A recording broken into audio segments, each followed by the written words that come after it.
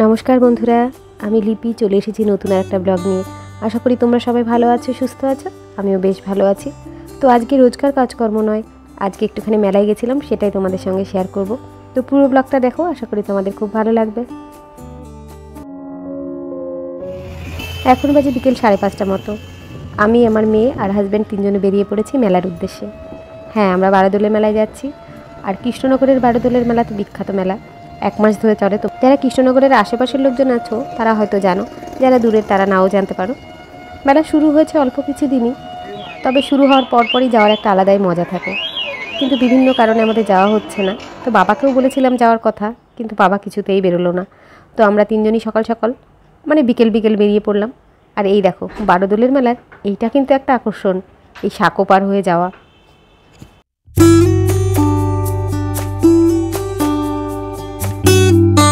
মেলায় ঢোকার আর একটা গেটও আছে, সেটা মেন গেট, যেটা রাজবাড়ির গেট দিয়ে ঢুকতে হয়।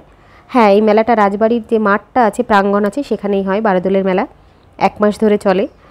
আর এই যে সাঁকোটা দেখছো, এটা কিন্তু সারা বছর থাকে না, এই মেলার জন্য এটা তৈরি করা হয়। 2 বছর আগে, যখন রাজারা এখানে থাকতেন, রাজতন্ত্র ছিল, সেই সময় রাজবাড়ির চারপাশ দিয়ে এরকম পরীক্ষা করে রাখা হয়েছিল, যে রাজবাড়ির রাজমহলের প্রোটেকশানের জন্যে। তবে পরীক্ষাটা তখন এইটুকু সরু ছিল না, আরও অনেক চওড়া ছিল। কালের নিয়মে যেটা হয়, এটা আস্তে অনেক সরু হয়ে গেছে রাজার দিঘি।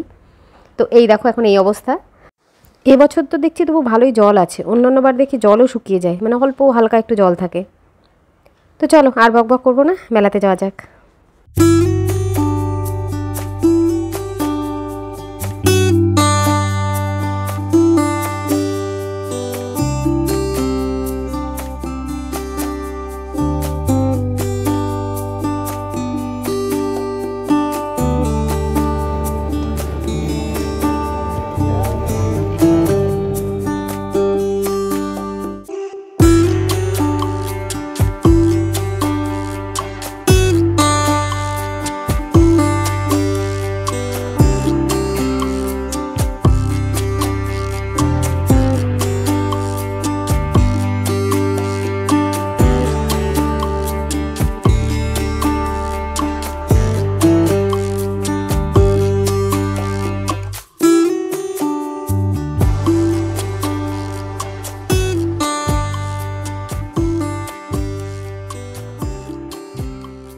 মেলাতে আমার মেয়ের কিন্তু খুব বেশি চাহিদা থাকে না, একদম পুরো লিস্ট করাই থাকে কি কি করবে মেলাতে এসে।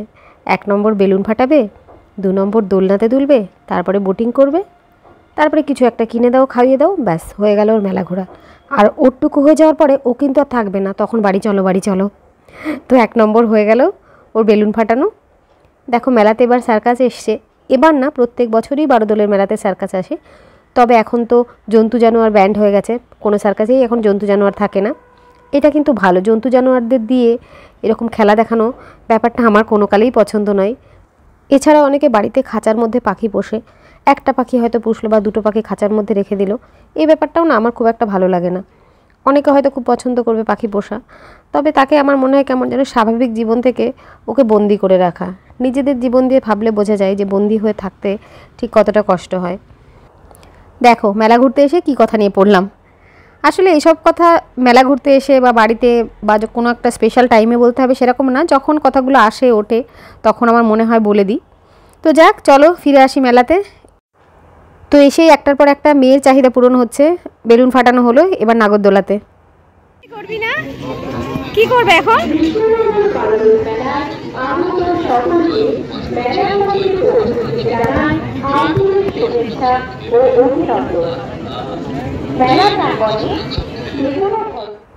নাগরদোলা হয়ে গেছে, এবার বোটিং করবে। এখনও মেলায় ততটা ভিড় শুরু হয়নি, একটু পরেই ভিড়টা বাড়তে শুরু করবে। আমরা যখন এলাম তখন আমরা যখন ফিরে আসছি তখন দেখছি প্রচুর প্রচুর লোকজন আসছে, তোমরাও দেখতে পাবে। তো সেই কারণে এই যে বোটিং করছে একা আমার মেয়ে, বা 2-3টে বাচ্চাই নেমেছে। একটু পরে এলে এইখানে না লাইন করে দাঁড়িয়ে থাকতে হয়, একের পর এক বাচ্চারা সব বোটিং করতে থাকে। মেলা বাচ্চাদের কাছে এটাই, একটু খাওয়া দাওয়া করব। এই দেখো একটা জিনিস দেখলাম, নাও মোমো। আমি প্রথমে ভাবছি ওয়াও মোমো স্টল বসেছে, তারপরে ভালো করে দেখলাম এটা নাও মোমো। তো না, আমরা মোমো টোমো কিছু খাইনি, আমরা চলে এলাম একটুখানি জুস খেতে। আমার মেয়েকে বলা হয়েছিল আইসক্রিম খাবে কি না, তো ও তো লক্ষ্মী মেয়ে, ও বললো আইসক্রিম খাবে না, আইসক্রিম খেলে ওর গলা ব্যথা হবে। তো সেই কারণে আমরা সব রং বেরঙের জুস নিয়ে নিয়েছি।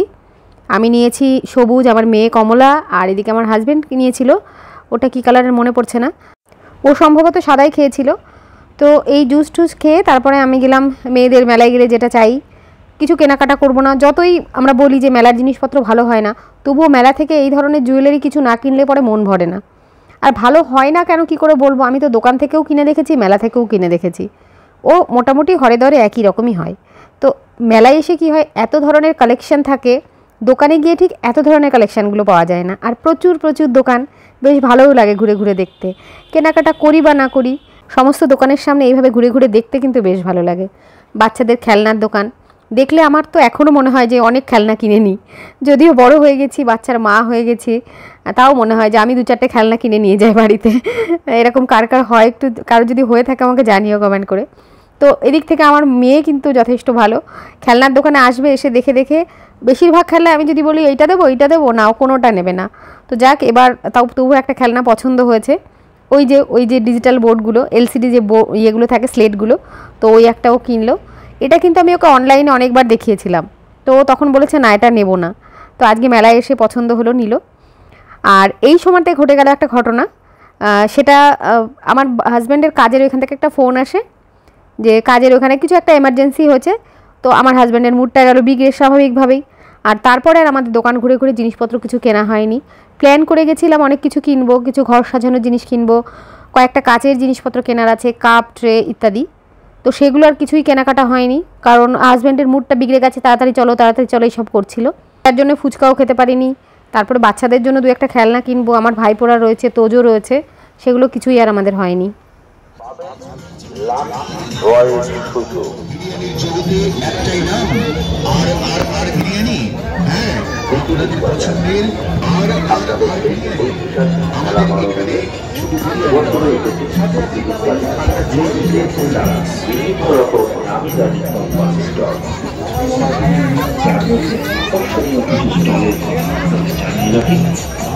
রয়েছে মোবাইল ওয়ান, রয়েছে বাজারে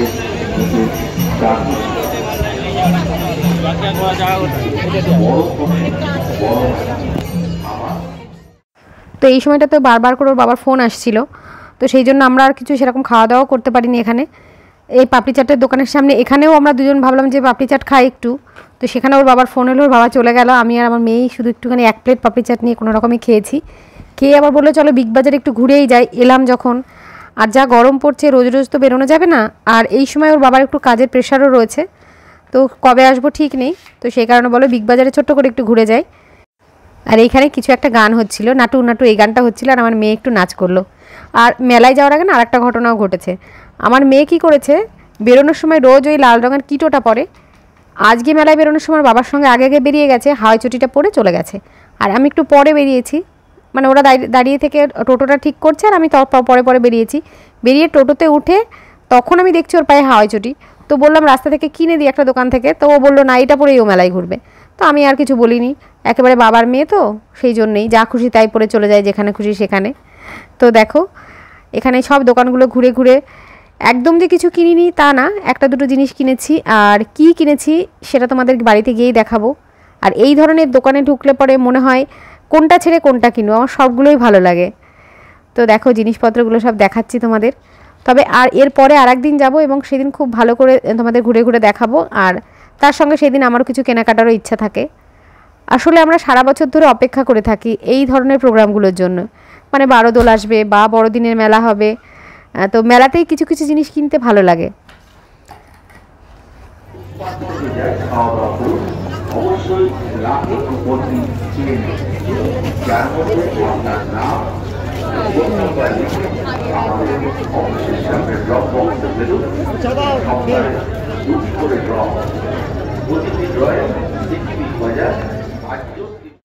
মেলায় এসে একটা জায়গায় দেখছি সবাই দাঁড়িয়ে পড়ছে এই কুলারের দোকানের সামনে, তো আমিও একটু দাঁড়িয়ে পড়লাম।